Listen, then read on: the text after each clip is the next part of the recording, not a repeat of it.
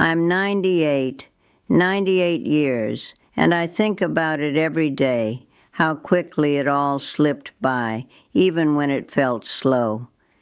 I sit in this little sunlit room most mornings, staring at the floorboards, and I see every year like a stripe on a tree, some wide, some narrow, some burned and scarred, some smooth. And I wish I could speak to the woman I was at 30.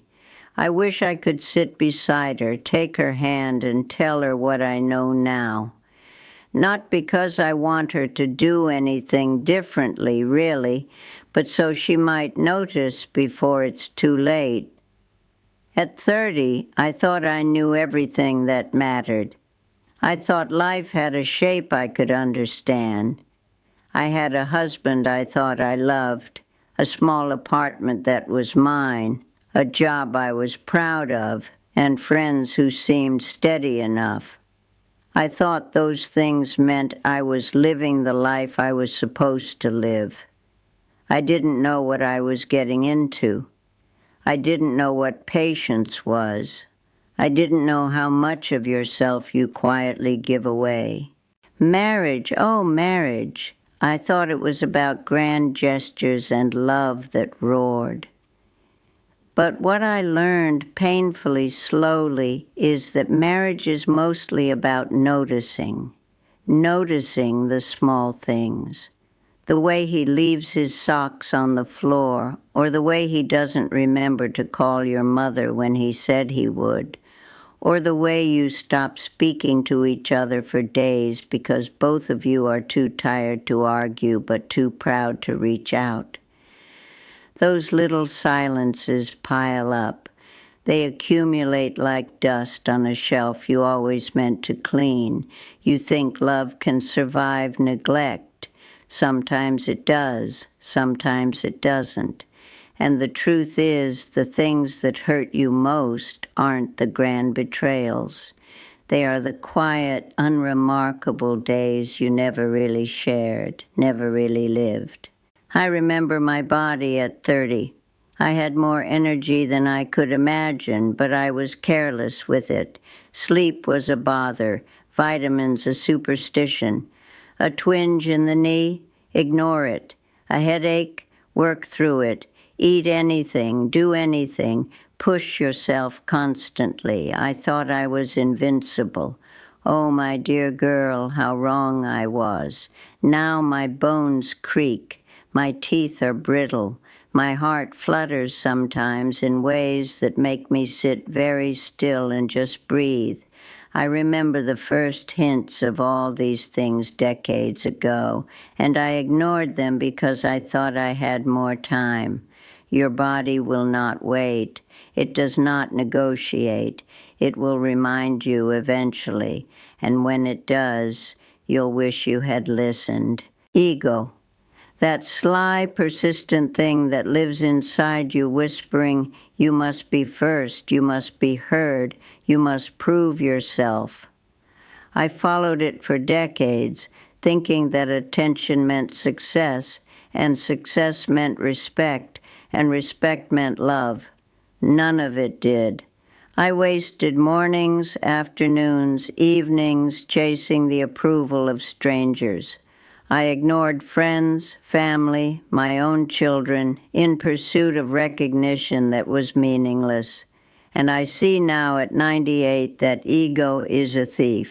It steals your mornings, your evenings, your laughter, your memories, your people. It steals without remorse, and you barely notice until the years have passed, until the silence of old age greets you like an empty room. Money. I have learned so much about money. At 30, I thought it could fix things. At 50, I learned it can complicate them. You'll spend your life chasing it, saving it, spending it, worrying over it. It magnifies everything. If you're kind, it makes kindness easier to express. If you're selfish, it makes selfishness grander, heavier. And in the end, the numbers in a bank account mean very little. What matters is who you sit beside when you drink your tea, who laughs at your bad jokes, who comforts you when the world is cruel. Money can't buy that. It never could, and I wish I had known it sooner. Time, above all else, is the cruelest teacher. At 30, I thought there would always be another Monday, another opportunity, another chance to say the words I hadn't said, to fix the mistakes I'd already made. There won't be. One day you will wake up and realize the people you loved are gone, the opportunities are gone, and the mornings you thought trivial were the only things that mattered. It's in the small moments that life lives. The breakfast you skipped to rush to work, the phone call you postponed, the hug you thought could wait. They add up and they vanish before you even notice. That is the lesson that time teaches, harshly, quietly, in the spaces between your breaths. I remember the turning point. I was 57 when my mother died. She wasn't ill long, not in the way I expected. One day she was there, and the next she was gone. And I understood more clearly than ever before how precious and fleeting time is. I had wasted so many chances to be with her, to hold her hand, to sit in silence beside her, to hear her laugh, to tell her what I felt. And in that realization, the world seemed smaller, quieter, and sharper all at once. I understood that time doesn't wait for your convenience. It doesn't give warnings. It simply moves, and you either notice or you don't. I can't fix the past. I can't get back the mornings I spent grading papers while my children waited for me, the evenings I spent in meetings instead of walking with my husband, the afternoons I let slip by thinking there's always tomorrow. You cannot reclaim what is gone. You can only sit with it, and sometimes that is unbearable. Sometimes the weight of all the small things you didn't do presses against your chest like the heaviest quilt you've ever known. But I also want you to understand, 30-year-old me, that this isn't about guilt or shame. It's about noticing. Notice the people you love. Notice your own body, your own tired hands. Notice the small things that slip by, thinking they're unimportant. Don't wait for a tragedy to teach you that time is short. Don't wait for someone to leave you to tell them you cared. I see now how quietly life slips through your fingers. I see how I spent years building a life that looked respectable, that looked successful, while I was barely present for the moments that mattered. I thought I was living, but I was only existing, and only slowly did the consequences of my choices accumulate, small cuts and bruises no one notices until they fester. That's the cost of ego, of busyness, of not paying attention. Love, too, is not always the fiery passion of novels. Sometimes it's quiet, almost invisible. The love I had with my husband changed shape over the years, sometimes disappearing almost completely, only to return in small gestures, a shared cup of tea, the gentleness of a hand on mine, a glance across a room. You will think passion is the measure of love, but it's not. Love is the ordinary, unremarkable acts that you notice only when they stop. That's when you understand what you had, and that understanding always comes too late. Children, oh my children, I thought I knew how to be a mother. I was impatient, too proud, too busy. I let moments slip by, thinking they would always be there, thinking they would forgive me. Some of them did, some of them didn't. You cannot trade time. You cannot go back and say the things you didn't say. You can only hope that the love you did give was enough. But you will carry the knowledge of what you didn't do, and that will sit with you quietly, like dust in the corners of a room, long after everything else has faded. And yet, there is gratitude. There is always gratitude, even amid sorrow. I am grateful for the love I did experience, for the laughter that reached me, for the people who stayed despite my flaws, for the mornings I woke up and still breathed, still saw, still felt. I am grateful for the tiny moments that in the end make life worth living. The warm light on the kitchen counter, the smell of rain, the sound of someone you love calling your name. These things sustain you even when the rest of the world feels hollow. So hear this, 30-year-old me, not as a warning, but as a friend speaking across decades. Notice your mornings. Notice your people. Notice yourself. Don't waste what seems infinite.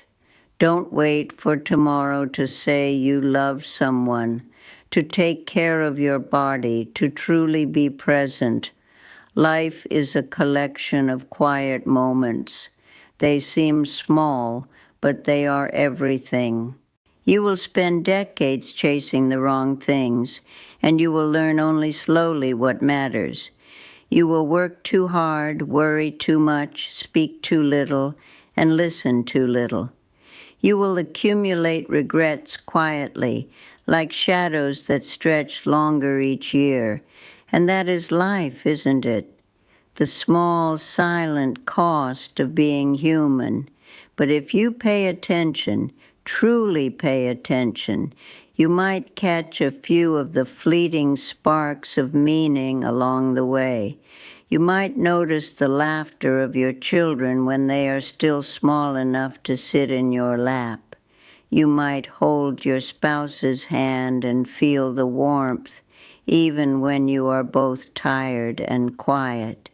You might call your mother just to hear her voice. These are the treasures, the things that will outlast everything else. Everything else, the money, the success, the accolades, they fade. But the small moments, the moments you notice, they remain. I've spent 98 years learning this. I wish I had started noticing earlier.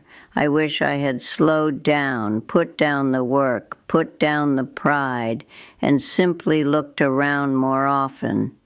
But I didn't, and that is the truth I carry. And perhaps that is the lesson I offer. The mistakes, the missed chances, the quiet regrets, they are inevitable. But noticing, truly noticing, can make the rest of your life less heavy and maybe, just maybe, enough to leave with some peace. So, 30-year-old me, listen carefully. Take care of your body. Treat it as the fragile, precious vessel it is. Take care of your love and notice it daily in small ways. Take care of your time because it will not wait. And take care of your heart. Don't let pride, ego, or fear harden it against the people who matter, because one day you'll be me. You'll be sitting in a quiet room, sunlight on the floorboards, looking back at the life you built and realizing that the only things that ever truly mattered were the things you almost didn't see. And if this means anything to you, young one, let it stay with you. Let it guide you to notice, to love, to be present. And let it remind you that life is fragile, fleeting, impossible to get perfectly right. And yet, when you pay attention, still beautiful.